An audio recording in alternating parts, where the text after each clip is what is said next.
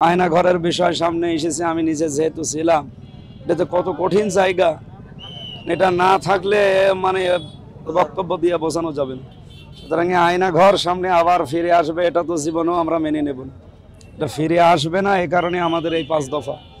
আশা করছি পিয়ার পদ্ধতিতে হলে, এই দাবি বাস্তবায়ন হলে আগামীতে আর দেশে কেউ আয়না ঘর তৈরি করার দুঃসাহস দেখাবেন। এবং বিচার যদি এদের না হয়, আগামীতে যারা আসবে এদের চাইতে আরও ডেঞ্জার হবে। সেই দিকে খেয়াল করে বাংলাদেশ জামাত ইসলামী সহ যে 25টা দল আপনারা দেখছেন, তারা পিয়ার পদ্ধতিতে নির্বাচন চাচ্ছে। এমনি না, প্রত্যেকের পেছনে যুক্তিযুক্ত কারণ আছে। আমরা সে কারণগুলো তুলে ধরেছি। আশা করছি জনগণের মুভমেন্ট বুঝবে সরকার। যদি কারো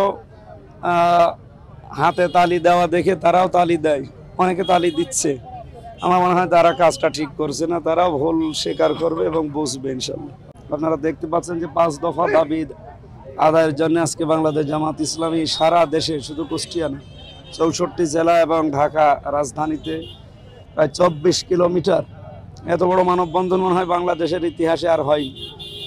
এই দৃশ্যগুলো দেখার পরেও যারা দায়িত্বে আছে, তাদের যদি টনক না নড়ে, আমাদের সামনে আরও কঠোর কর্মসূচি আসবে। আমরা আশা করছি আর সামনে যাওয়া লাগবে না, ওনারা মেনে নেবে।